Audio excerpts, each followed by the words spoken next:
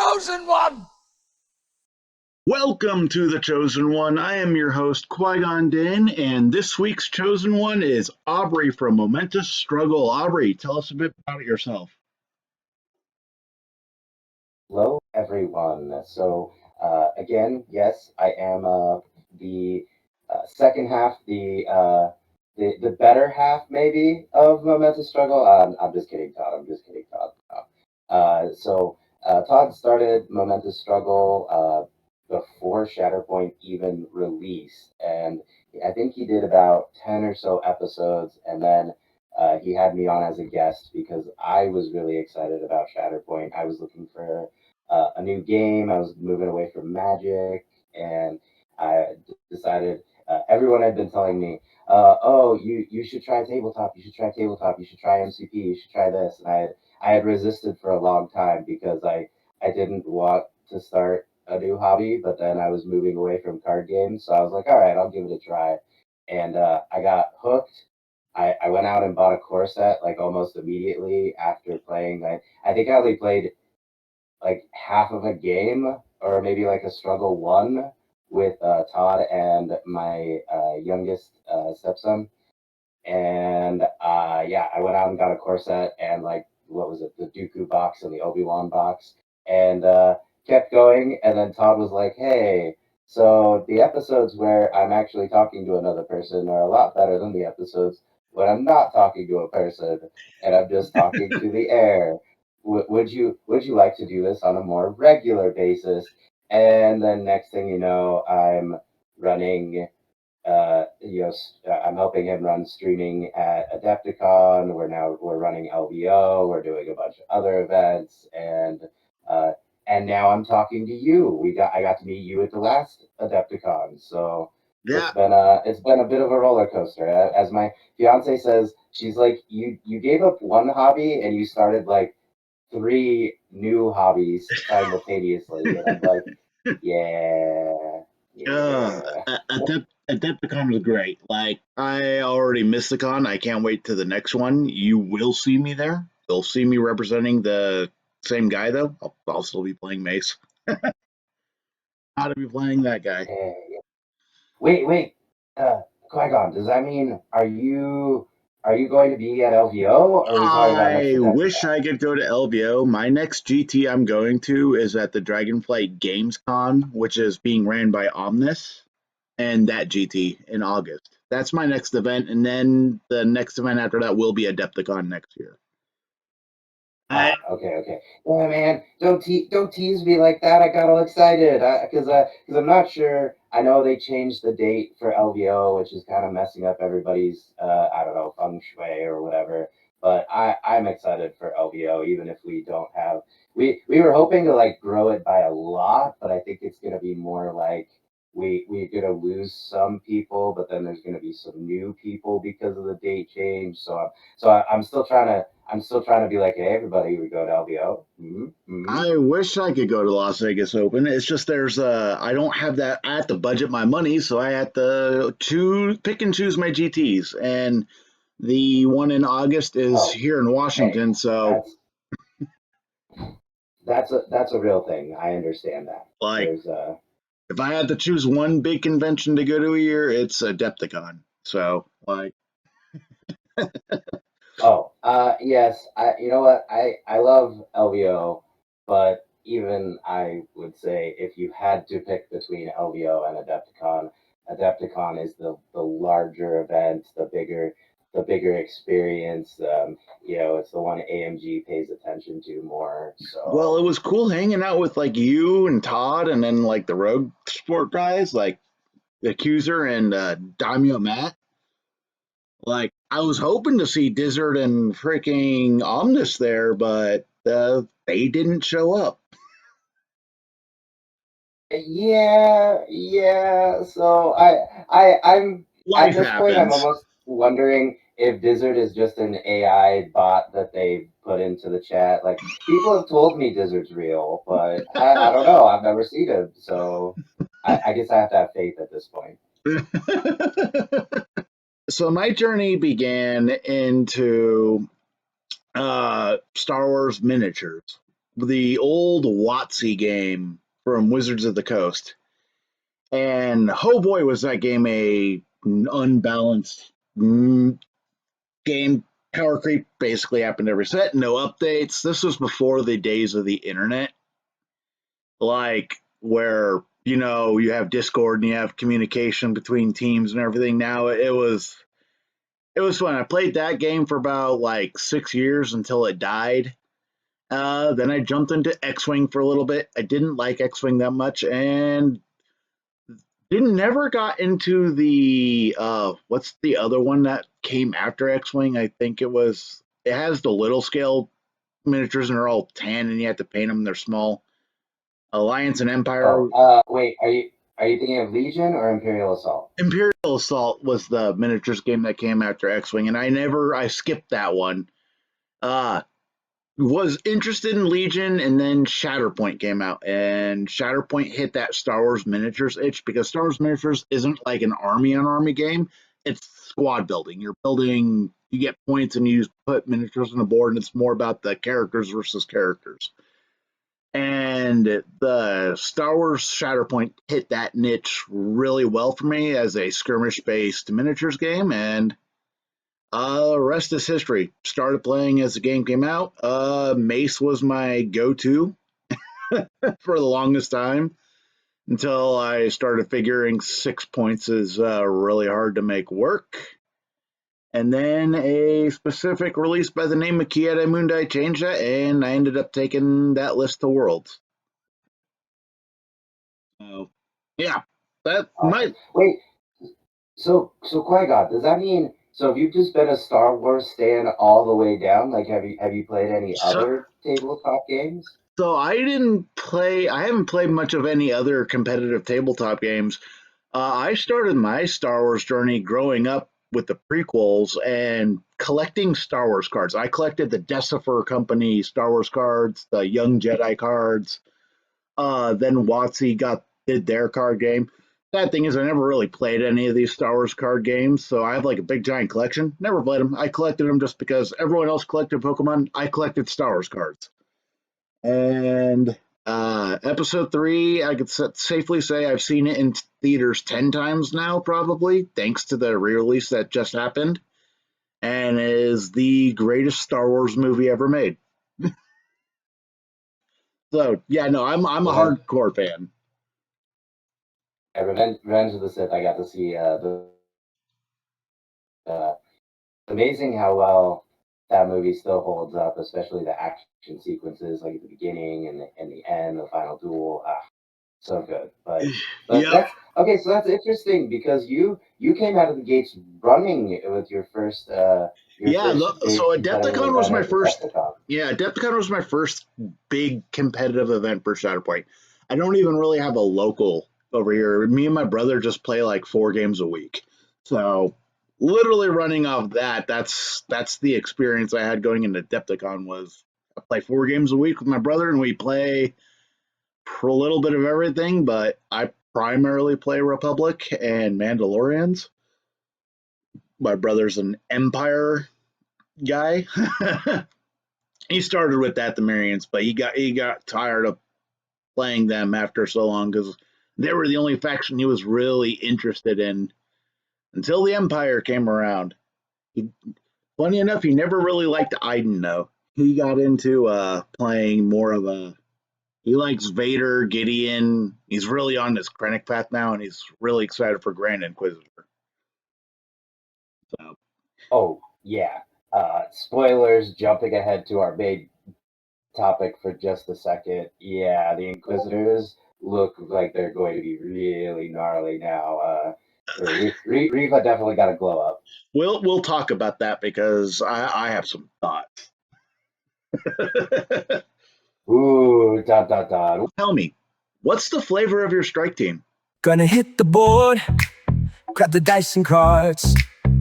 Time to build a list that hit real hard. Is it clones, droids, or a rebel dream? What's the flavor of your strike team? I mean, if I had to say it in a word, it's very furry. It's very furry. Ooh, are we talking Ewoks? I mean, there is at least one actual Ewok in my list. Okay, do tell. Let's hear this list. All right, so ever since the box got released, I have been a little bit frustrated with specifically Jedi Knight Luke Skywalker, not the 3 point Luke, because actually, to talk about the 3 point Luke, my biggest frustration is that I really want a 3 point secondary to go with Luke Skywalker so that you can run Rebel Commandos with him, because I think him, especially now with the balance update, and he gives like that Oh, anti-pin the exposed the bubble is bubble. so nice. To quote Diz, Luku is poo poo before the update. Yeah, yeah, Luke was rough because his like what his kit does is fine. Like he is generally gonna run up and smack somebody really hard, and if that doesn't work, you can He's either profit by this or be destroyed he's and mobile finish him off. Dooku. He's mobile Dooku. You ain't getting him off the point. Right, right. Yeah, he's great at that part, but he was missing. He really needed something for his friends. It's Luke freaking Skywalker. What does he do? He goes and saves his friends. Is he always successful at it? Okay, no, not exactly. Sometimes they save him, but that's still his thing. I'm gonna show up and I'm gonna save you, and instead he didn't do anything for them. So I love that update. But to go to the 3 point secondary, there was not really great rebel options, as what I should say. There's good options. Like you could run him. Like there's actually like this is the sad thing. The best list we saw it at the first Adepticon didn't involve running Luke with rebels. It involved running Luke with Empire. Like he was really good with Empire. Right? Okay, so I'm assuming Luke Primary is one of your characters that you're taking.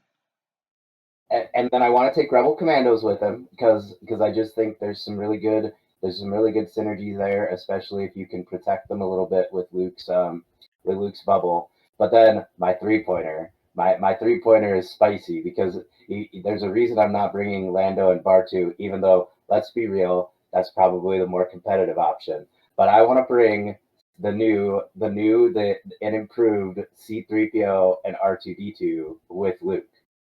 Ooh, that is spicy because I actually think that unit's actually quite viable now.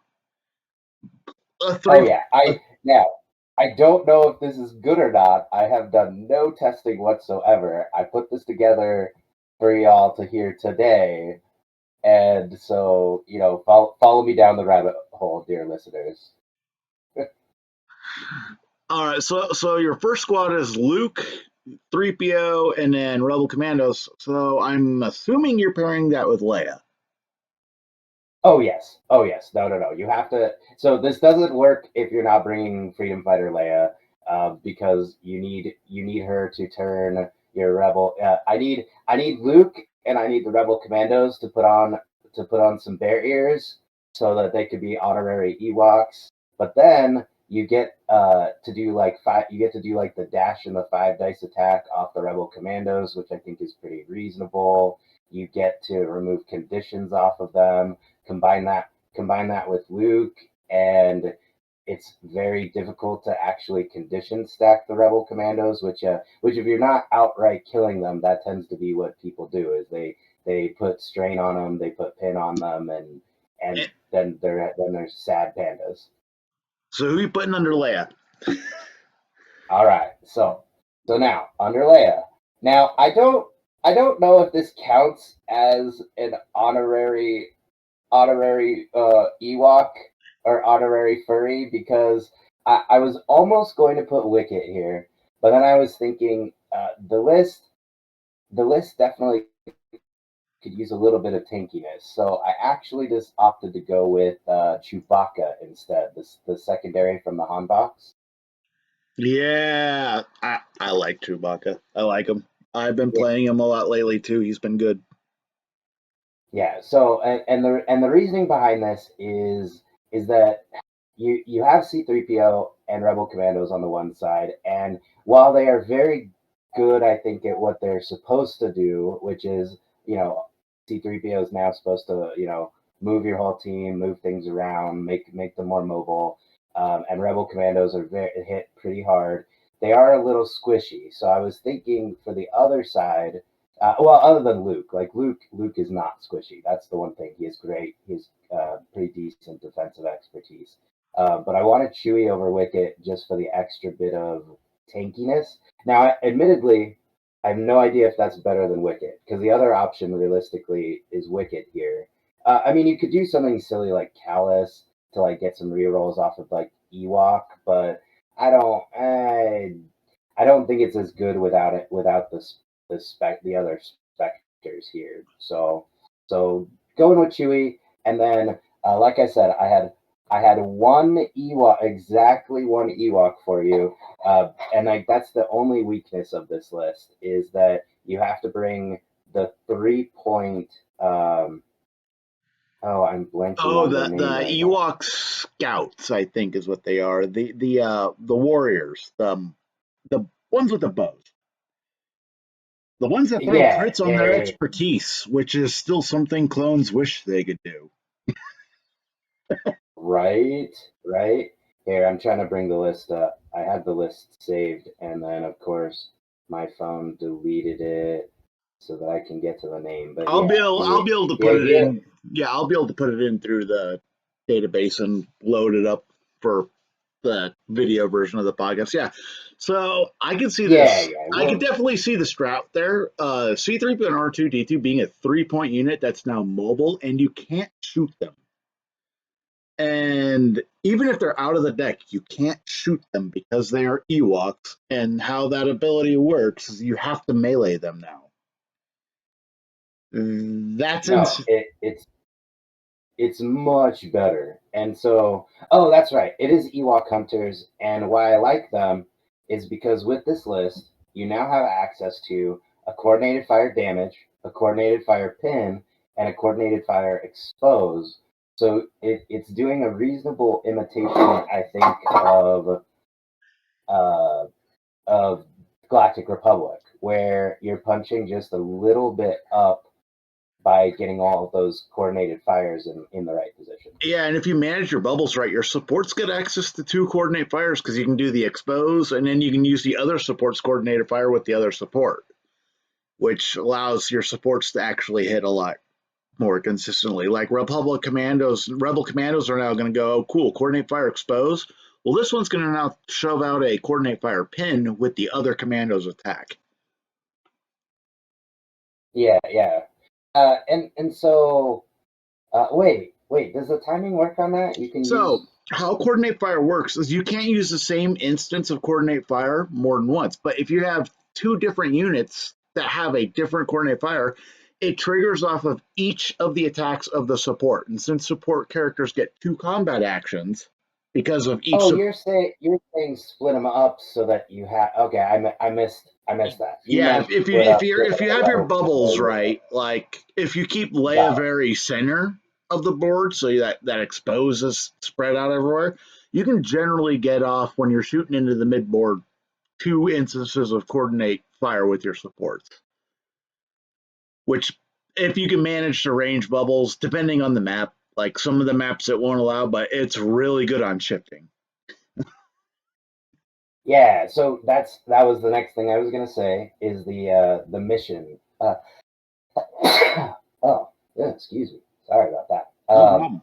The mission would be shifting priorities because I think I was tempted to be like, would this work on first contact? But I think I think you need low you need grade for things to be a little bit. yeah, I think you need low grade and you need to do the lay low grade for doing first contact. Things Yeah, yeah. I was gonna say you need a little bit more mobility, and Luke still doesn't provide mobility. Like that's still the one weakness of our Jedi Knight friend. But everything else is great about him. So shifting it is. I just wished that they kind of act now with all the changes they made to the game. I wish they just switched a part of Luke's identity around. While he's in the deck, I actually wish he was immune to pin now.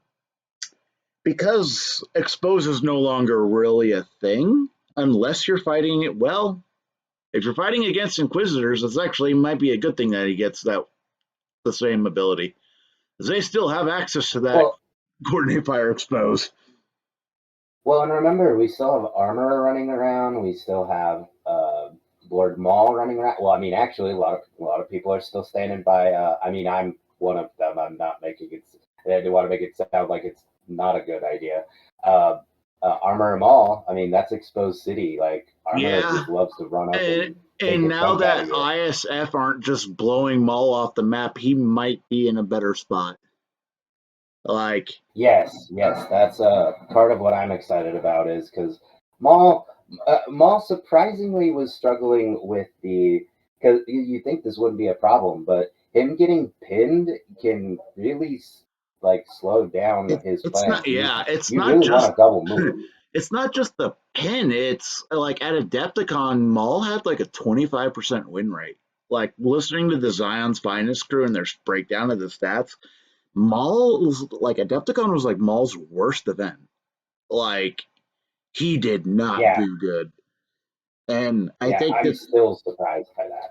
yeah, I think it's just everything was blasting him off the map. Like you had Rebel Commandos, which can blast him on the map around. You had, and then you had ISF, and every list you played at Adepticon had one of those two units. Like they were top supports, and the ISF are still good. Spoiler alert for the main like side topic, but so yeah, no, I actually really like that idea of using Luke and Leia. I've liked the Luke Leia team before, but the R2C3PO makes it kind of spicy. Like, Yeah, yeah. I don't. Again, I don't know if this will be good. You wanted me to bring an interesting list. Like I could just roll up and be like, "Hey, have you heard of the Kiani Bundy box? Just take that. You'll be fine." So I wanted something spicy for the chat. yeah, so my spice for the flavor of my list is I wanted to do an updated version of Mace Mundi because playing the list, I played it in one game at Adepticon. I noticed a few issues it had.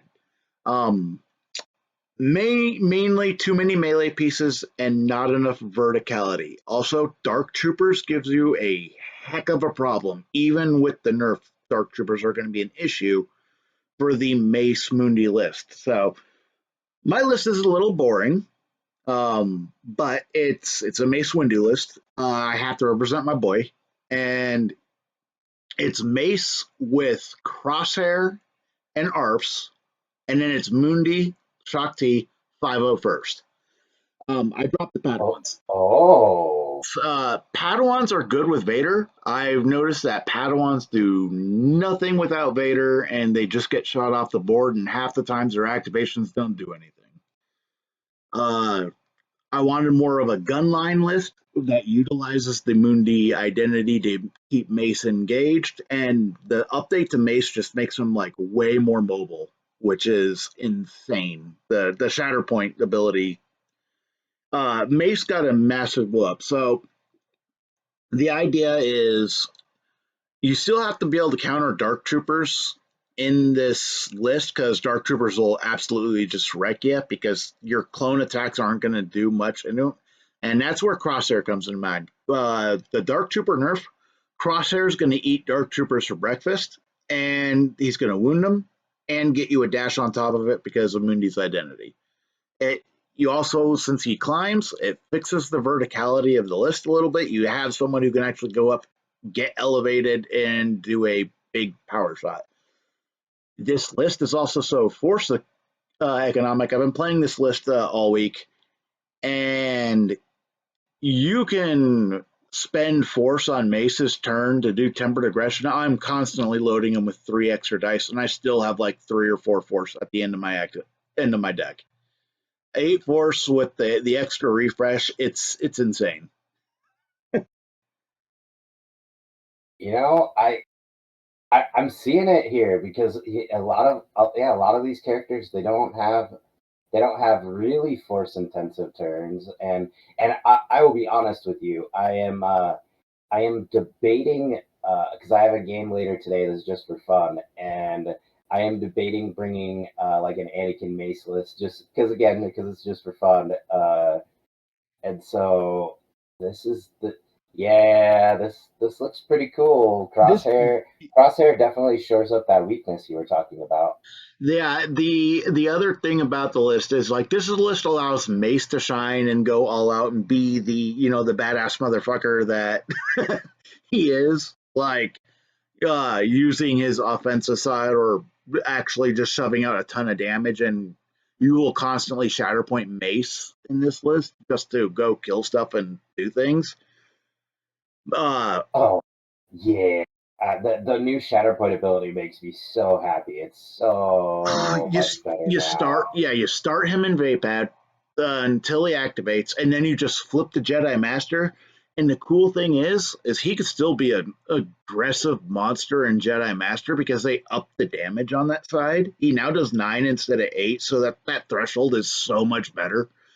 The 501st are interesting here. The reason why I'm taking them, they are the only clone that does 3 damage off 2 results. What does Mundi lists want to do? They want to wound. So you can get extra Mundi dashes and you can get people around the board. 501st here are kind of spicy because they throw a crit, they throw 7 dice. Pinning 3 damage off 2 results is pretty spicy. It's like, Not to mention they have the shove if you absolutely need the shove. But what I'm thinking you're more inclined to want to do is just load up as many strains as possible. Like oh, if you don't take if you don't take them down, you're just going to use coordinated fire strain, or you're going to go to the third step on their tree and just put a strain on them the old fashioned way. But if they're still standing after all this aggression, they're not going to be having a good day. yeah, like that's the thing. You get coordinate fire strain, you get supporting fire dash, which is very awesome with Mundi, or not Mundi, Mace or Crosshair for the extra dashes from the ARFs. ARFs are still the best Republic support. I don't think it's much of a hot take on that one. I still think they're just really good now, especially with Anakin. Oh boy. And if you want to go down the Anakin Mace route, I recommend testing Anakin Rex Arfs Mace Ahsoka 501st. The Ooh, Ahsoka on the Mace side? So she's going to be in more melee, and you want Mace engaged more. It allows you to have a protected Ahsoka, usually with protection and steadfast. She's usually in his bubble, and Okay. All and right. No, that makes sense. And Mace doesn't do as much of a combat role here. You're using him for the extra force for Anakin. Because Anakin is still a very feast or famine character, I've noticed. He does do refresh, but you need Mace's force refresh to make it so they go, I'm going to activate Anakin, and then I'm going to Shatterpoint Anakin every time just to go do what Anakin likes to do. Also, it's just like, No, that makes sense. and Ahsoka's defensive expertise will keep her longer alive than any of the other like secondaries you can do in that combo. Because Ooh. Pons is good, but Pons still goes down. Phil is decent, but Phil, the second he gets injured, Phil is a liability in your team, and I'd rather have Pons. That's what I've noticed with Wow, Phil. man, this I'm still loving the update because you just said I'd rather have pawns. Hey, hey, Pons flipped me 4 points against a Thrawn list at Worlds. Like, I can't diss my boy Pons. And his Yeah, but I'm excited just to see the new like forward scout because I haven't gotten pawns on the it's so table. good with 212. Like Pons and 212 are best friends.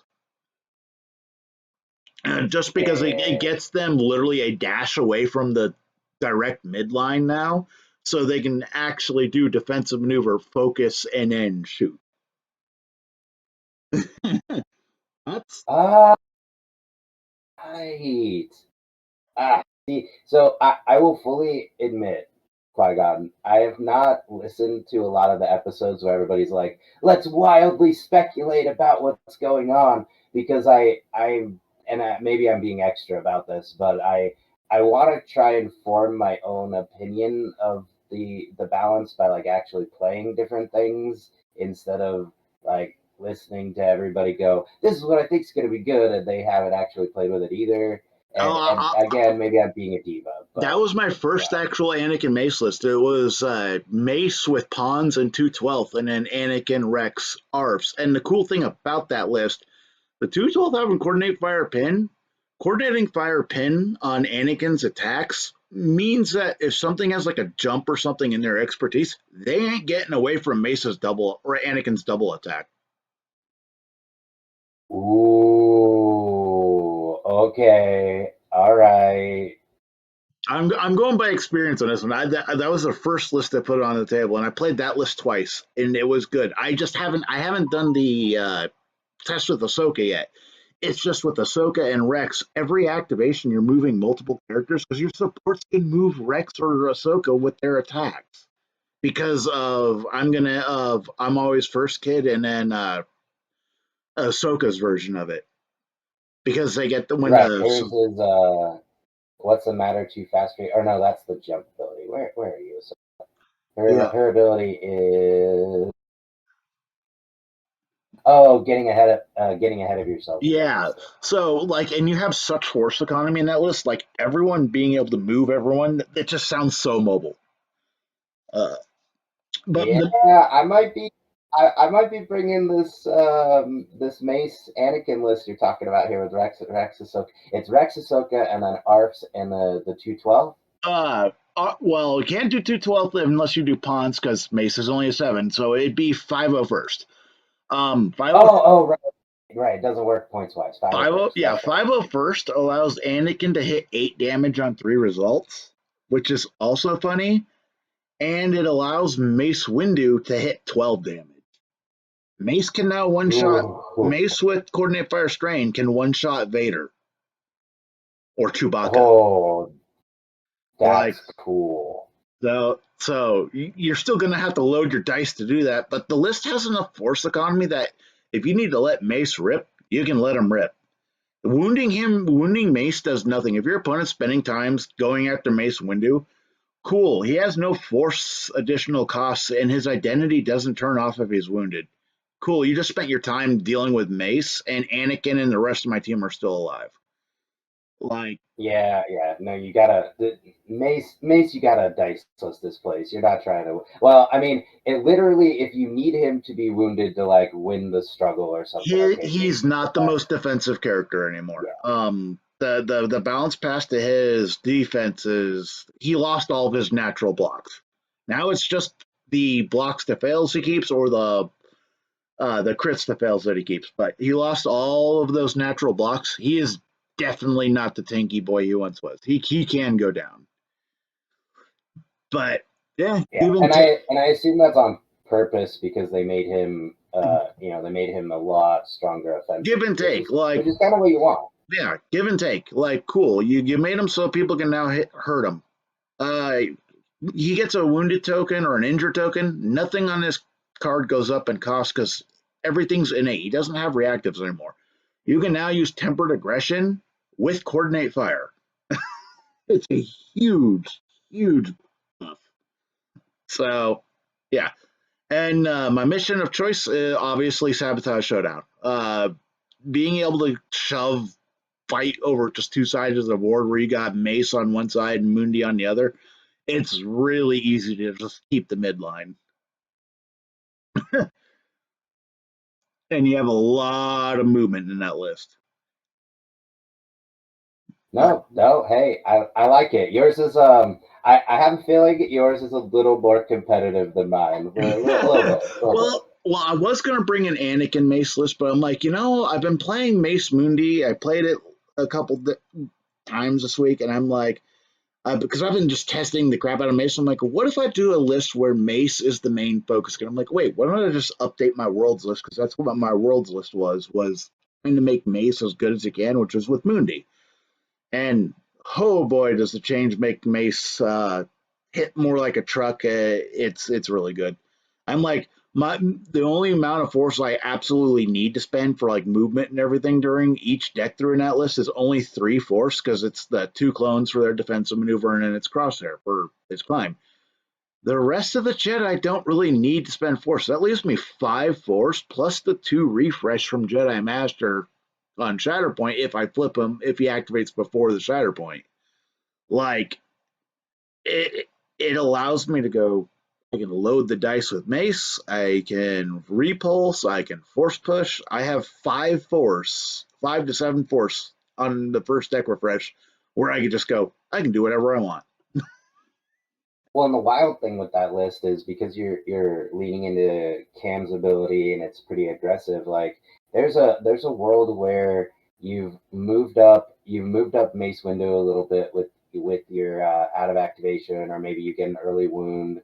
Like you could even get like a dash and a 5 dice attack that actually gets to connect with something before maybe before Mace is even activated. Like that's pretty wild. So in that regards, the only way that I've ever been able to kind of even conceive that idea is you're running the Phil and Phil's clones, which I tried the Mace Mundi with the Phil and Phil's clones. It was Mace, Phil, and the Boo Handmaidens, and then Mundi with Shakti and Phil's clones. The it theoretically works, but you're giving up too much output. Uh, Phil can't kill shite, and neither can Phil's clones. Their damage output is so low.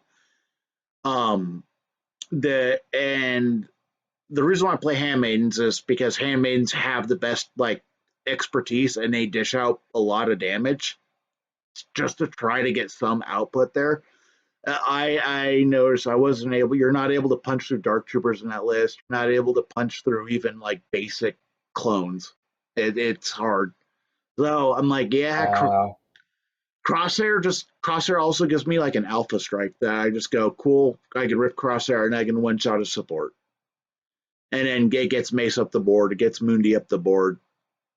Like it's the same concept of running Crosshair with Luminara. You're just taking advantage that he likes to kill stuff and he can't move other people, so you run him with Mundi or Lumi, and now when he's killing stuff, you're dashing people. So Yeah, yeah, and I do feel like unfortunately like it seems a little bit to me like Phil and Phil's clones were created with like balance update Mace Windu in mind because we know they build these boxes like at least a I year would or have so in advance. loved, I would have loved being able to play Phil and Phil's clones at Worlds. Like 100%, I would have enjoyed that. But with new Yeah, Mace, you're not trying to set. How I played Mace at Worlds was you set up for that Shatterpoint turn with Mace to use the impact two and that free focus he got. Like where he's throwing that 10 dice attack and he gets to do the dashes with Mundi and he's moving everyone.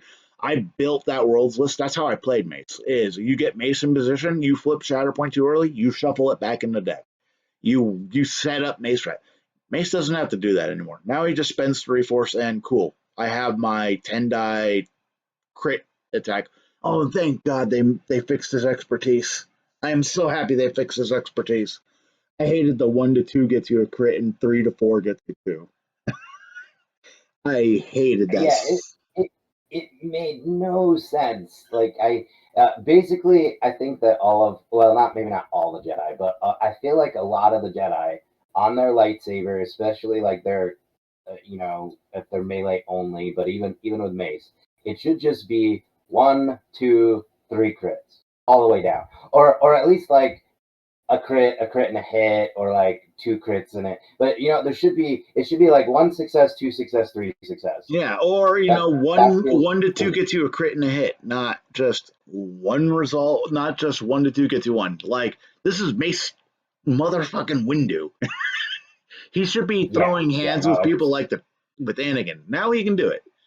Like yeah, yeah. that's the It I think what's just rough about it is that like I feel like everybody forgets about how cool Mace Windu was in Attack of the Clones and the arena fight, Like, and they only just think of like the Palpatine fight where he loses, and I'm like, no, he got gigged up on. That's not the same thing. no, it's canon that he actually won that fight. Okay, I'm going to go on a little tangent here because this everyone who says Palpatine threw the fight, no, that's a joke. You know why Palpatine didn't throw a fight? Because Palpatine knew Anakin was kind of unhinged. He's kind of unemotional. He doesn't know the way to swing. Palpatine's not going to throw his entire life plan at work on the risk of one fight. It makes no fucking sense. Like, Yeah, no.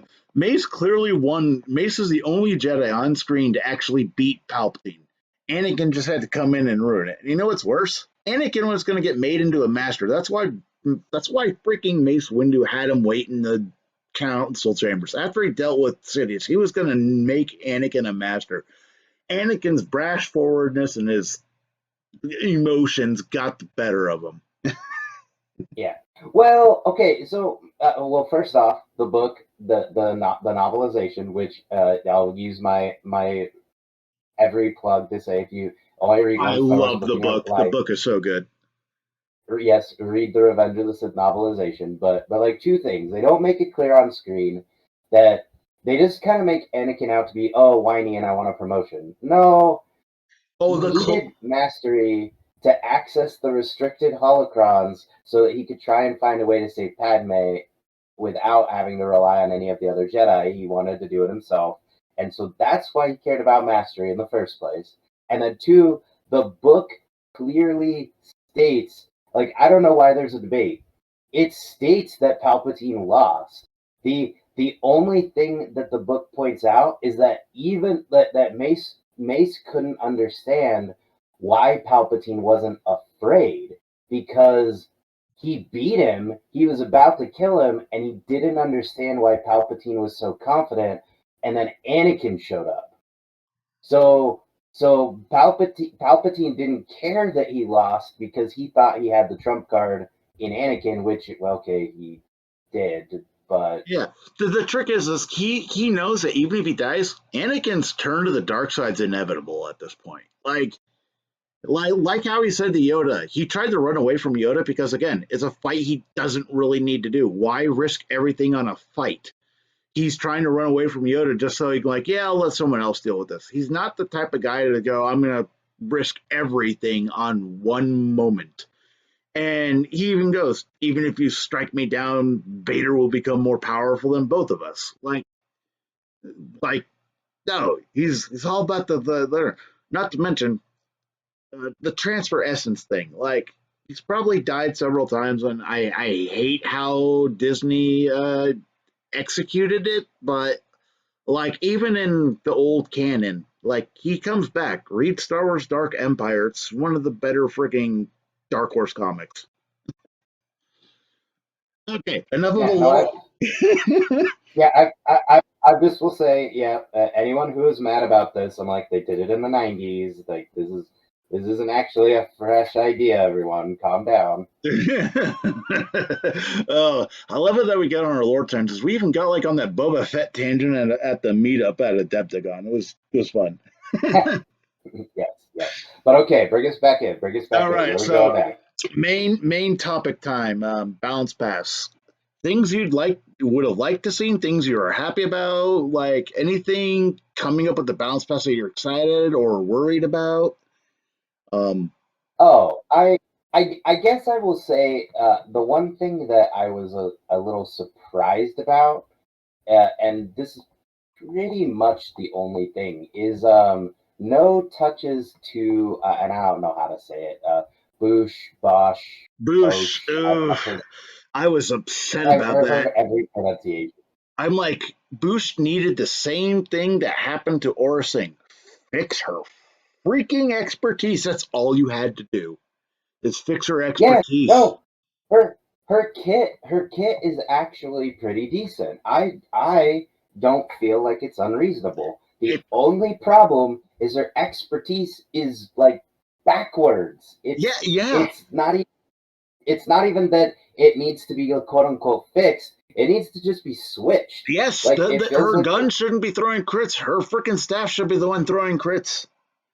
well, Honestly. right, because they built her obviously to be like a more melee focused unit with the rest of her kit, and then her melee expertise is awful, and you're like, but I don't want to shoot with her. I Hot want to move her in and use low blow and like get the staff action going on here. yeah. What are we doing with Hot this character? hot take.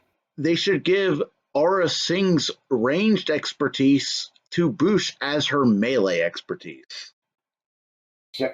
Deal. I all I'm saying is I was looking very forward. I like the theme of the Luke box, and I know I'm kind of fixated on Luke in this episode of Oh, Luke is gameplay, great. Luke but is great.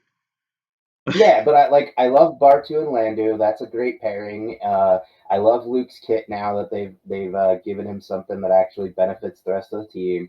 And then I'm looking at Leia, and I'm like, I actually really like I as a little kid, I was floored when like the bounty hunter. Like I remember going, wait, that's Leia?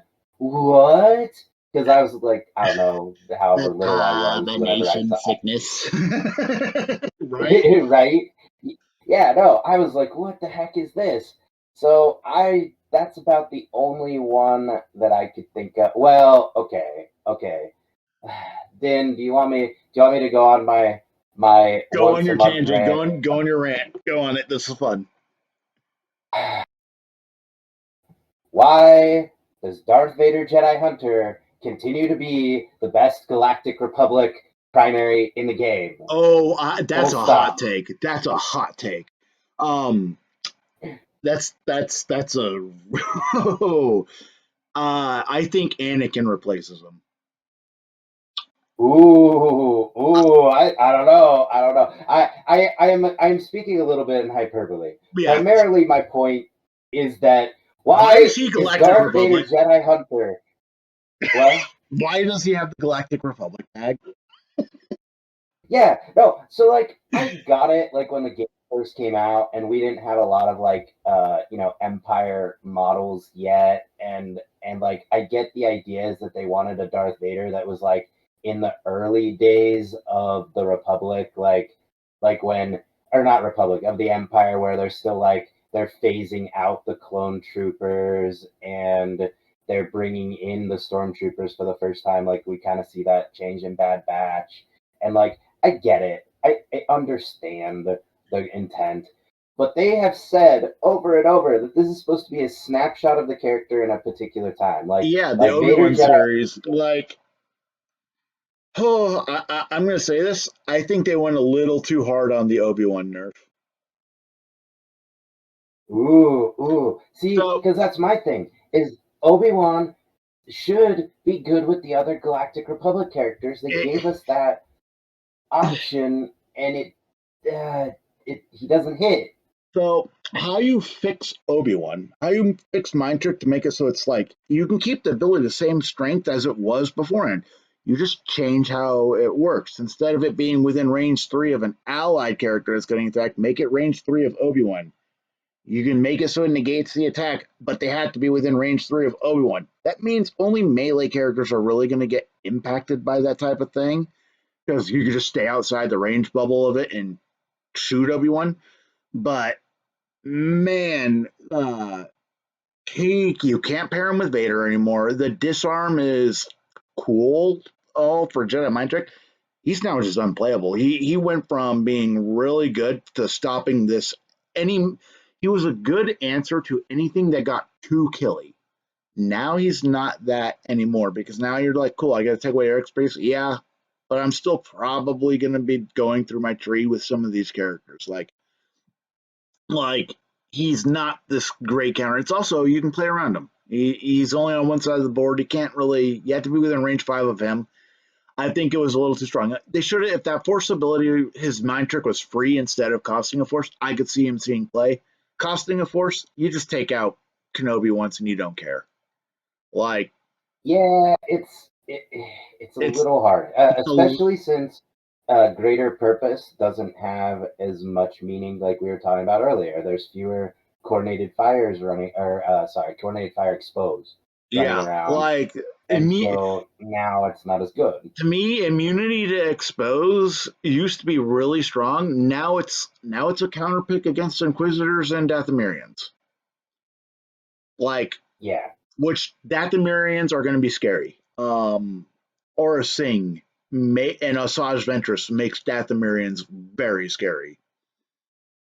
Ooh, yes, that's another one I want to talk about. Although Jerry's given us some early reports over here in Phoenix, and he's saying that Aura Singh still isn't quite. I don't remember exactly what his list was, but he was running Asajj and Mother Talzin. I think it was like Mother Talzin box, and then like Asajj, Magnas, and Aura Singh. Because yeah, that Yeah, adds up. so And he's like, it's not. He's like, that didn't quite work. He's like, I got to go back to the drawing board on that one. my brother played it. That's what I played against last night, and we did this bounty hunter. I did the Oops All Bounty Hunters list with Mando, Bosk, IG-11, and then CAD IG-88 bounty hunters. We ended that game with 18 wounds between the two of us. Everything was dying. Uh yeah, the Asajj mother list has legs. It's a Yeah, very niche list, but it does have some legs and going to be good against anything that's super trying to rely on tanky. Like it against Mandalorians is going to be very, very interesting because you take away Mandalorians' defensive expertise, they just go down way too quick. yeah. I'm actually really happy because everyone was like, "Oh, they're taking away exposed from everything," and I'm like, "Well, actually, I could think of one support that still has it." One support, Inquisitor's got to keep it, even though I don't think it. I think stocks on Fifth Brother are way down now. I think I think he gets cut from the list. Oh, you don't think you run both? Like I would think you want to try and So run here's like my take on Inquisitorius. Grand Inquisitor's going to probably be top three primaries in the game. I think he is that good. I think he is. Rogue Sport did their tier list. He is going to be the new face of the Empire. I think you pair him with someone like Gideon or Lumi, and the Grand Inquisitor Lumi combo got really interesting because Grand Inquisitor's Reign of Empire. There's a specific support that Empire got access to now that is insane. It lost its coordinate fire expose, but oh boy, what it gained is stupid. The Elite Squad are my pick for best Empire support. ooh, okay, I'm scrolling down to take a look because they got the supporting Support fire they got the hunters, double supporting fire now, yeah, right? Yeah, yeah, yeah. that's not what makes them good. It's their stat pool. It's their expertise. They throw 9 dice and you're only fishing for 4 results, but you're getting those additional crits. They're gonna be super mobile and set up wounds a lot, which means they're also refreshing you force and getting you healed. Which means you could do a Grand Inquisitor with Moff Gideon, and with Moff Gideon, you take DTE and Fourth Sister, and with Grand Inquisitor, you take Riva and the Elite Squad. Elite Squad are going to get you kills with guns. They're super mobile. Uh, and you still have 2 tiebreakers in that list with Fourth Sister and Gideon. Uh, Grand Inquisitor is going to be super mobile. The fact that they made Riva's abilities all board wide, she's going to be really good. There's just so much that you can do there, and it's really good. And that's why I also say Lumi. Like Lumi, Crosshair, Fourth Sister, Grand Inquisitor, Riva, Elite Squad. Now you're every time you're getting wounds, you're refreshing force and you're dashing people. I think Grand Yeah, Inquisitors. no, that that seems pretty dang good, that's for sure. Whew. Yeah, and anyone saying Iden is gonna like leave the meta, no. Iden is rogue support put her like as a high B low A on their tier list. I think she's still S tier. They didn't touch her. She is still gonna alpha strike supports and elite squad or the ISF still have infiltrate, which is still probably the most absurd ability on a support, and they still hit like a truck. They still hit pretty hard. They just don't hit as hard. You're not one shotting primaries now. They're still one shotting. Right. They're still one shotting secondaries and supports though. They're still doing damage. And Yeah, it's like they changed Gideon's core. I don't know what you want to call. I don't want to say identity because oh, it's that's an confusing. identity. It may be an innate, But but that was not. That was an innate. That was a strong. That was stronger than Hunter's identity. That was his thing was stupid. Um, I think you're going to see less of them. I think DTE just outshines them now. You're going to put DTE with Iden, but Iden, DTE, ISF, you now have on shifting priorities, you have two activations with Iden and DTE that if you pull them first, you take the entire midline. Like, oh yeah, yeah. No.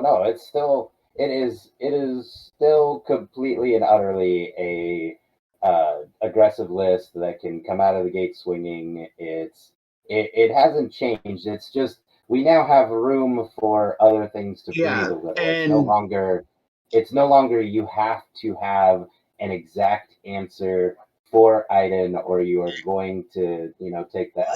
well, you might have to still. So Iden is super aggressive. Her weakness always was that if her stuff gets wounded too early, the force economy is an issue. When you pair her with Grand Inquisitor, that's not a case anymore. Every empire Ooh, refreshes you're force. thinking Iden GI? Yeah, so that list would be the Iden DTE Elite Squad, or not Elite Squad ISF, and then it would be it would just be Grand Inquisitor Riva Force Sister. You have everyone except Riva has a range attack. You got a gun line list. Um, Fourth Sister, in my opinion, is mini Maul. She is just as fast as Maul. She's pulling people off points. She's super hider flight, and with Riva giving her the additional dash and attack, there is so much mobility there. That list scores as hard as like the Iden Gideon or the Iden Thrawn list. And now you have this force battery of every time you wound, you refresh a force. You also get an additional dash and stuff off of Iden's identity and passing out strains or disarms. Like the list is insanely good. I played against it. Kind of counters Anakin hard. Like it's real good. So I don't think Iden's going anywhere. I think she's going to still see play at top tables. I think once people realize that she herself didn't get nerfed, I think people will go back to playing her. I can seriously see her being a contender for until like the next releases. It's nuts. Makes sense. I'm excited to play against so I don't play a lot of Empire.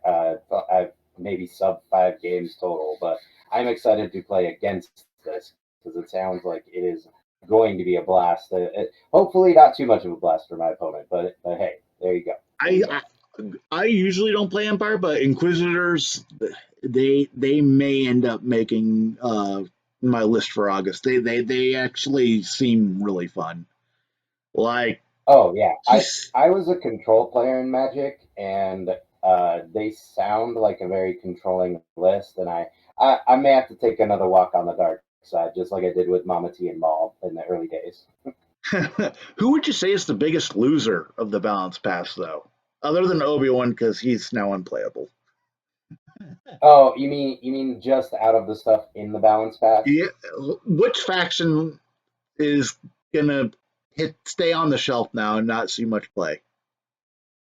Oh, well, I mean, we have to talk about the elephant in the room, right? The only separatist alliance character that got touched was Asajj, right? Yeah, and I I don't. am I forget? Oh, I guess technically Django and Magna Guards they also got. Well, basically, what my point is that two of the separatist characters got a little bit of a bump down.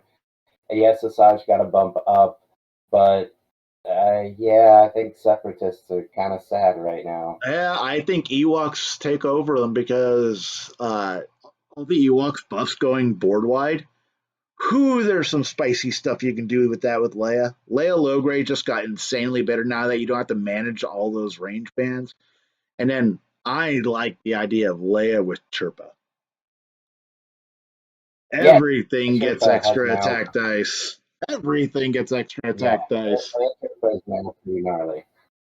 Like, Wait, but I thought you said we were talking about what took the biggest hit. What do you think took the biggest hit? so for me, Separatists just kind of stayed same, but I feel bad. I think Hondo.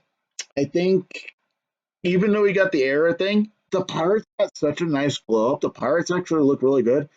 Hondo, I'm looking at him and he still looks a little subpar.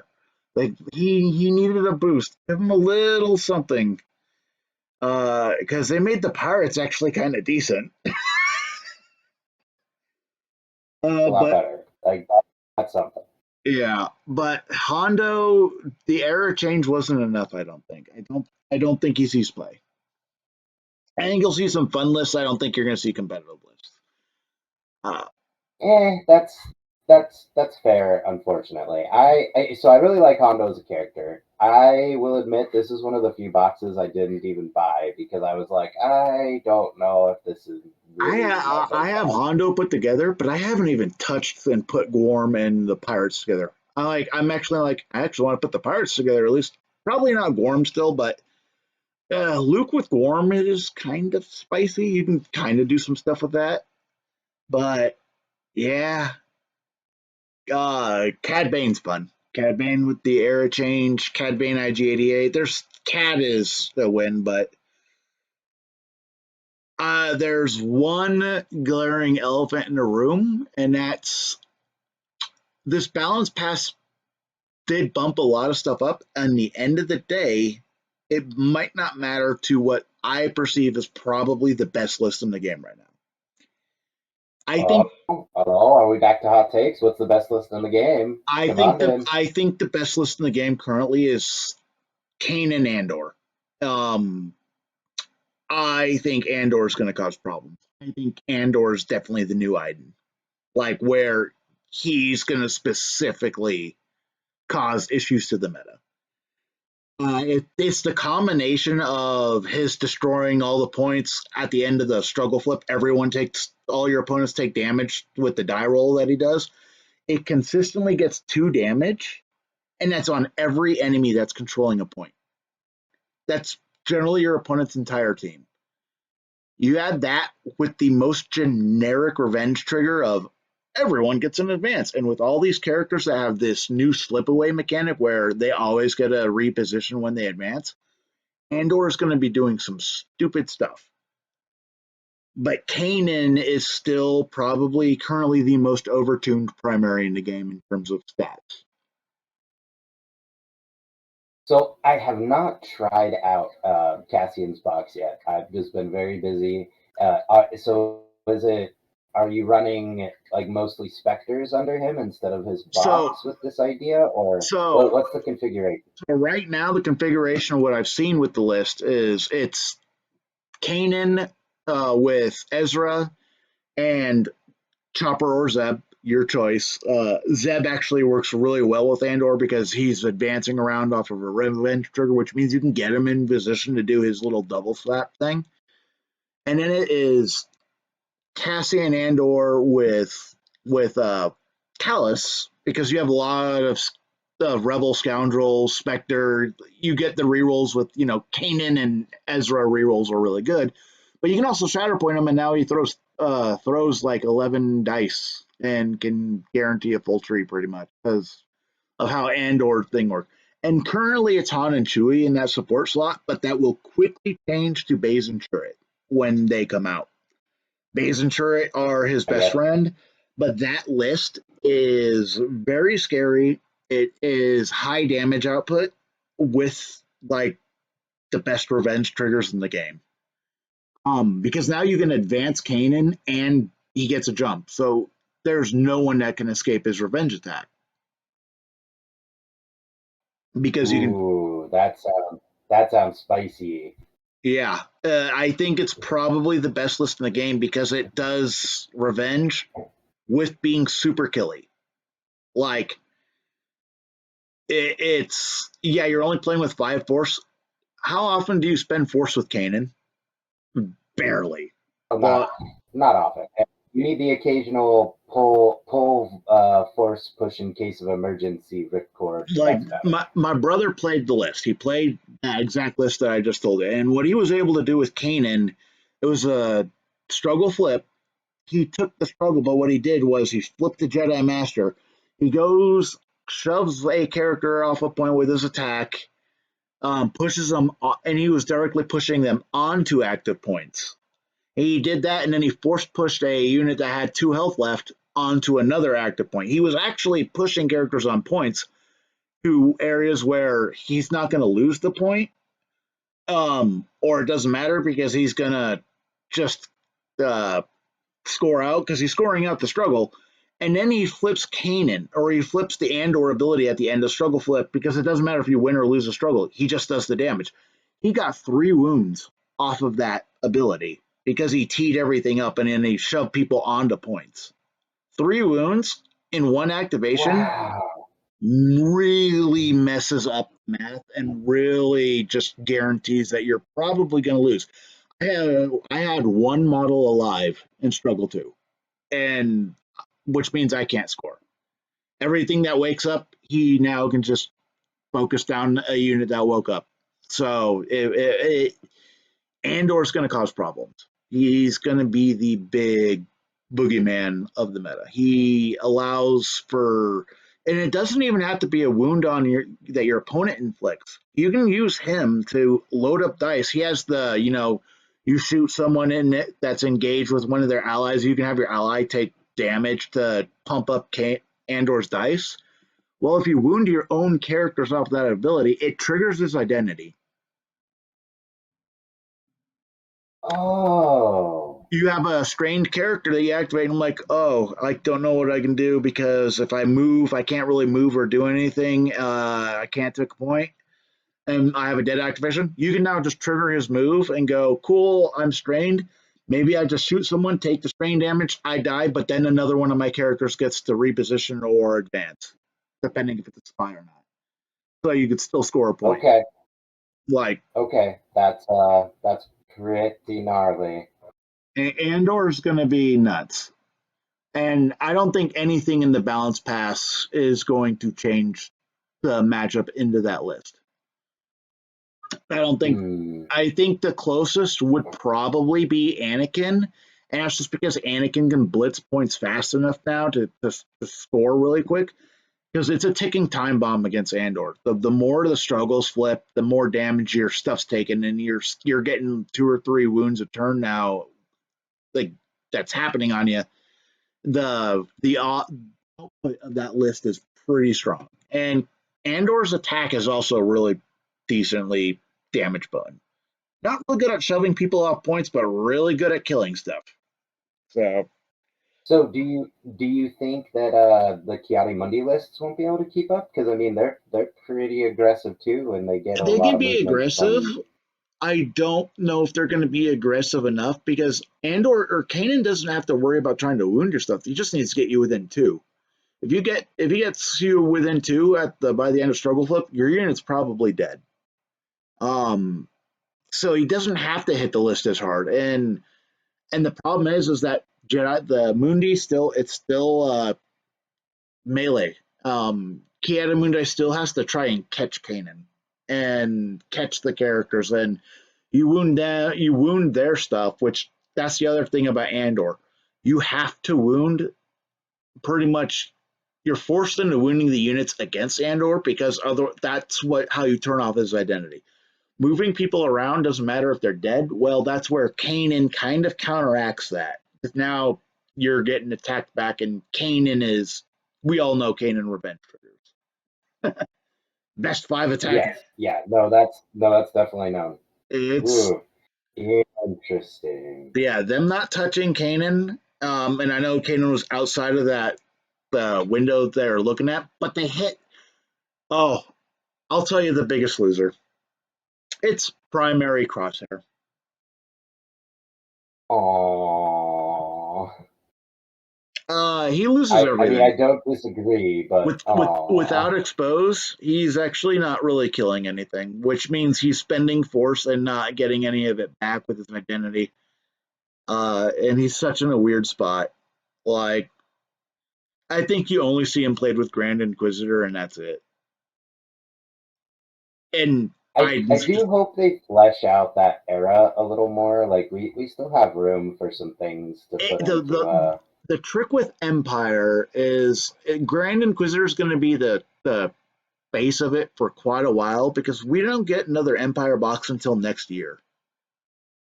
The Morgan right. Elsbeth box is the next Empire box coming out, and I'm excited about the Night Troopers and the Morgan Elsbeth and Enoch. I think that box is gonna be cool.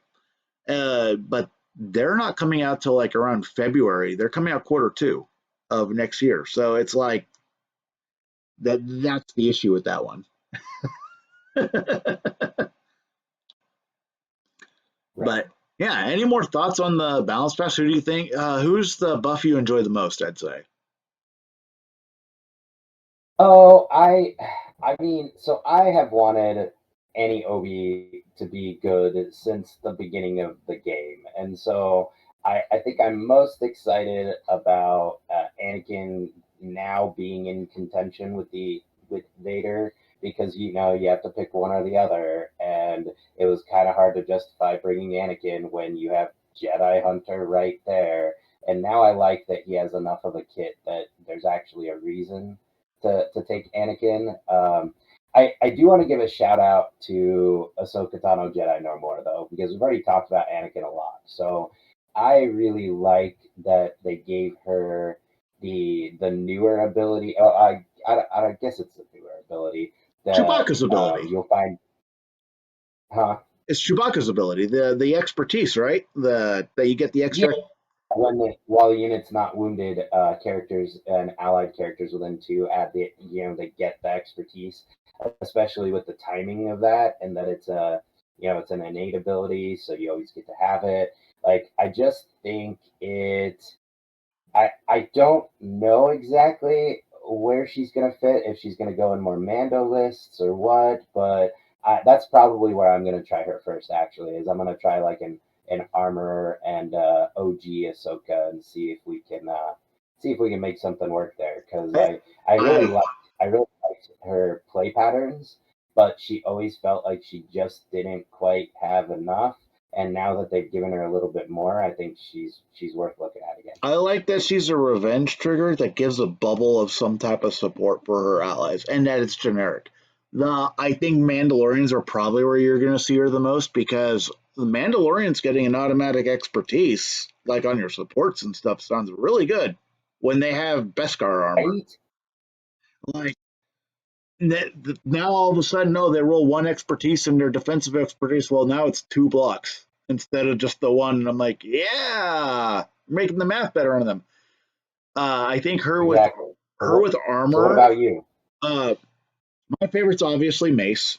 They made my boy playable. Like, but it's between him and Anakin. I think they did such a good job at bringing up Galactic Republic to a point where they can compete. I don't think Galactic Republic are going to be the strongest faction, but they can now contend. Like, um, I feel bad for clones still. Like clones, Hunter is very middling right now, and but that's gonna change. Delta Squad's coming around the corner. That's gonna that Hunter with Boss could be like the next like Iden list where it's just a gunline list that guns everything down.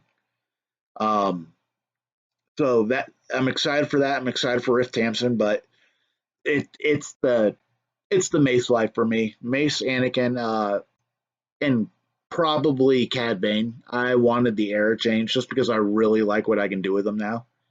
And with IG, him Oh and yeah. Lobot, like I like that he can play with the bounty hunter box. Least favorite impact?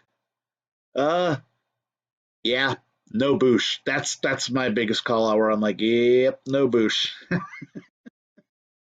It seems pretty straightforward. I find all the changes reasonable. I even think that not changing Aiden actually makes sense. I know she's still very good, but what was making her over the top was It the was rest of, Hask and the the rest of, ISF. Like Hask yeah, with yeah. ISF. Oh, yeah, we didn't even touch on Dark Troopers. Crap. Yeah, Like no, we haven't even talked about Dark Troopers. I mean, Dark Troopers. Here's the thing. I feel like Dark Troopers are just fair now. Before they were just very over the top. I hated seeing Dark Troopers on the table. That defensive expert. I'm like, if they have that defensive expertise, you got to get rid of their immunity to pin and the immunity to not being diceless displacement. But they're fine now. Like taking away their crit mitigation and lowering their stamina, they're perfectly in line. They're still really good. They have a place. Like they're still the only unit in the game that can't be force pushed. So Right. No, they're still good, but now they have an appropriate health pool. They it, there's there. Here's the thing. I still think they're still very good. It's just now they are no longer an auto include. You yeah, you now they're now now can they're competing reasonably with take Death everything. Troopers. Like they're competing with Death Troopers, and Yes. really though, it's like my take is still that the elite squad, if you can manage to take them in a list, there's probably the go-to Empire support now. If you want to like kill stuff and set up exposes and things like that. Like they're so good now. I respect them every time I see them on the table. They do a lot of work. They're just limited by their era. But yeah. No, that's all. Any final thoughts? That's Uh, I mean, just that I'm happy. I mean, I was try every time a Galactic Republic box came out, like in the first year of the game, I'd be like, okay, this one's gonna save them. Okay, no, no, no, no, Mace is gonna save them. Oh, not quite. Okay, this one's gonna save them. It wasn't until basically Chaotic Monday came out that we finally got a box that was like, okay, this is good. And now, don't get me wrong, Bad Batch made them like Bad Batch was almost Bad good as Batch made that. Republic best faction for literally like 3 weeks, and then we got freaking Iden, and Right. Right. Yeah. I that's the should day the say Fire Nation attacked. right. Bad Batch wasn't bad. It was just that Iden was murdering them left and right. So I'm just happy that Galactic Republic now looks like a reasonable option. Like the very first game I played was Annie Obi, Rex Cody, 501st, 212. I want that. I've been wanting to just be able to roll up with that and feel like it was reasonable, and now it does. Heck, you could try that same exact list, and it might actually work now. I actually love what they did to Cody. Oh yeah, no, Cody actually makes sense because he basically didn't have a tactic on his first activation. Like you Yeah, almost never got the like, oh, let me give you an expose. Like I was even contorting myself with like using Rex's activations and other things to like try and like get Cody out. No, no, nothing was getting Cody there. So now, yeah, he does what he's supposed to do. It's very good. No notes. he has the portable high ground. He can now jump. That's a very good Exactly. spot to be when Republic Yeah. lacks, even the Jedi lack jumps. They usually have access to speed, like an advance. Very few of the Jedi actually have jumps, which is like sad. Mace doesn't have a jump. He has a dash. He doesn't have a jump. It's it is a little weird to me that the Jedi aren't more acrobatic. Like you have Anakin, you have right. Anakin has a jump, doesn't he? Yeah, Yeah, he has and jump, but yeah, Anakin and Obi Wan have a jump, and that's like pretty much it, right? yeah, you got Everybody else have Mundi, a jump. Plo, Lumi. Oh, I hate Lumis. Hey, a force for Uh, dash. Right. Right. It's crazy. It's crazy. But no, I'm just happy about that. What about you? Any final thoughts on the update? I think things are going to be interesting. I think isn't there a GT coming up next month? I forget. I think there is one coming. Yes, there should be. Yes, there in wait in June or July. I know there's one in July down here. Yeah, and you're I'm in trying to Arizona, right? remember if there's another one. Yeah. Yeah. Okay, Ours so is in July. I'm trying to remember if there's one in June. it's going to be very interesting. I think the first event, like the July event, is going to be a really wild, wild west. I think you're going to see a ton of different stuff in Top Cut. Everyone's going to be exploring this role. I think Anakin's going to make a big impact. I think the meta will.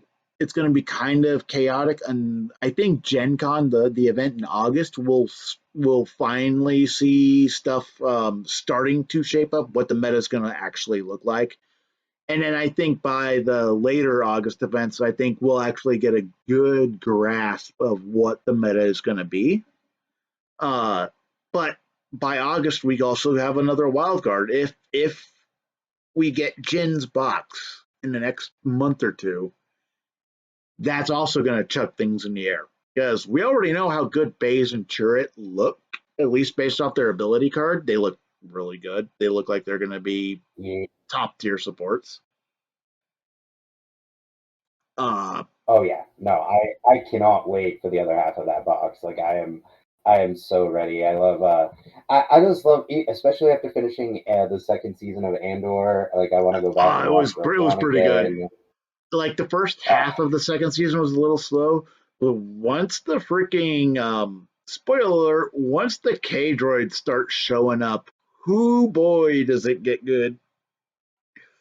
Like that oh, that massacre oh was yeah, brutal. But yeah. No, yeah, they did. They really stuck the landing on that one. that box is going to be interesting. I also like 3 Point Bodhi Rook, another partner for Luke. I mean, May, hey, that's the hope. I'm hoping that I could live my dream of playing Luke and Rebel Commandos. Like that's just like I don't have anything against Bar 2. Bar 2's great. I just want that option. Just please, I need that option. yeah, Bar 2 is like I love their kit for support, but man, their attacks are so wet noodles, and I do not like that. Yeah, that's kind of my problem. Is that like everything on the card screams that they would be good, except their combat just isn't quite there. And so, like, the best thing you can do with them, frankly, is to not attack with them. Their job is to split up, spread out, take a couple of points. Hopefully, I you time things right so that they can't get shot at. And yeah. Yeah, for me, it's like every game I've played with them, they are either like the MVP piece or they do nothing. It is no in between. They either do great where they're taking points, my opponent can't shoot them, and they're scoring me 2 or 3 points every struggle, or they just die because they Yeah, activate early and they die. And yeah. yeah, but yeah, no. Uh, Luke might actually have a really good place with Andor, though. I think being able to move Luke off of a revenge trigger, especially with the fact that his identity now provides a bubble, now like he can clear pins and Ooh. exposes off people while being mobile. That's kind of good. Ooh, I like that. And he Ooh, brings okay. You're Force giving me you're Refresh. giving me too many ideas. I only have so much time to game. Hey, Ah. we may have to come back here and do a Luke episode of just brewing with Luke. Luke's brews. Yeah. No, you got me now. I'm putting together some Luke lists. Maybe I don't know if I'm starting with my crazy Ewok idea. Now I kind of want to see what he can do with Andor. Yeah, you got me. You got me. Only I tried because I tried Luke Andor once, and the only thing I wish I changed in the list is I wish I dropped Boosh. I tried Boosh out because of Oh, the spy synergy, but Man, her attacks suck. Yeah, okay. So AMG, I know you got an unpaid intern somewhere listening to all of us. Please fix the other Leia. I want the other Leia to be good. Come on, Oh, come on. so one last thing on the bounce pass. Did you catch that they updated the document? Yeah, no, they just casually slid in what the Wolfpack guys, right? And I'm like, Yeah. wait a minute, Uh, hang on. yeah, no, because I just saw the Wolfpack yesterday. I saw that they did that, and I'm like, oh, because like I know they're doing the fixes for like the Cat Bane Force fix, and then the stamina fix for Gideon Hask because they apparently Hask now was immortal or just always dead. It was one of the two because he had no health or stamina. But Yeah, right, but right. looking at that Wolfpack card, I'm like, they may be my favorite clone now. I have to put them on the table, but their expertise kind of got cracked. And now that they throw 6 dice with the running gun, they can do stuff while in melee or shooting. And I kind of like that. And that, Yeah, no, I'm gonna have to try them out now because that five the 5 dice was just so rough. Like they were you could not always reliably get a focus. Like come yeah, on, and give me one more dice. and they also modified the tree. They have a dash on 3 now, followed by a climb on 5. So you can dash and Yeah, climb at the full tree. That is some dynamic activation. Like I think Wolfpack, especially if you're using them like as melee clones, now they're throwing the 9 dice in melee, and that melee expertise is spicy. Like, yeah, I yeah, think Crit City. One crit hit, then 2 crits. Yeah, no, it's great. yeah, like they look good. So like Wolfpacker was a surprise because like they said they buffed them, and then I'm like, oh, but they're not in the document. Yep, secret buff, a buff only we know about. Yeah, I love it. Like I love that they actually slipped it in. I'm like, well, I gotta go and print them out now. Like they're looking pretty good. But yeah, no. Overall, the balance pass I think is going to breathe a lot of life in the game, especially since we're not going to have that many releases for the next year. Like I think we got like 4 boxes coming out in the Yeah, next year. yeah, but that's okay because we're gonna need time. Like I see people pulling out boxes that they haven't even touched or painted or assembled, and they're like, Yeah, "Oh, I need it. I need to get my Cody on the table. I need to get this on the table. I if need to we, get that yeah, on the table." I'm like, "Yeah, we if got plenty of we time." if we didn't get that balance pass announcement, I think Shatterpoint would have died this year. If we didn't get that Right, balance pass, like uh, but I think this was on purpose. yeah, They knew that we were gonna need time to ruminate over this and to let it simmer and cook and get into our yeah, brains AMG does because pretty good, just and yeah, with just what we talked about here today. That's like what 6 or 7 different lists that we could put together and put on the table, and that's not even covering everything. like it's because there's still banners. Like there still could be some love and some way to really make freaking Hondo work. I just don't like him that much. Like I liked him with Bad Batch. That was like the one place I can play him. But There's got to be some There's got to be a scoundrel list out there somewhere. yeah, I'll let somebody else figure that one out. But yeah, it's going to be a good year, I think. like Republic's eating good. Empire's still probably the best faction. They have the most consistent stuff. And Grand Inquisitor just really opened up a whole new playstyle for them. You know who's eaten the best out of this balance pass? Hmm. Godliness. His boy Grand Inquisitor is Yep, yep. I expect to see some GI shenanigans from Godliness in the near future, if not already. He might be doing it as we speak. like he's eating the best because it's like he made Grand Inquisitor work, but no, not now he can really make Grand Inquisitor work. Yeah, I Oh think yeah. I think the game's in a good spot. It's going to be interesting. We still got like again those 4 boxes are going to completely drastically change, and so many people are excited about Balin's Skull.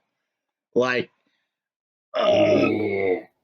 I, Hunker shenanigans and hearing that he's going to do the Hunker thing, I'm excited about that. Him and Mando, him and Obi might be like best friends. Him with charming Leia. Oh yeah, there's a ton. There's gonna be a ton of options where we could slot him in. So yeah, no, I think Chloe, I think it's a good update. Well, thank you for showing up, for being the first chosen one. I have to find other people to see if they will want to be a chosen one. This has been the Chosen One podcast, a Star Wars Shatterpoint podcast based on lists and random shit. This is Qui-Gon Din signing out, and any final words for Aubrey? Just thank you for having me on. I appreciate it. It was a lot of fun talking to you, and to all the listeners, may the force be with you. Always.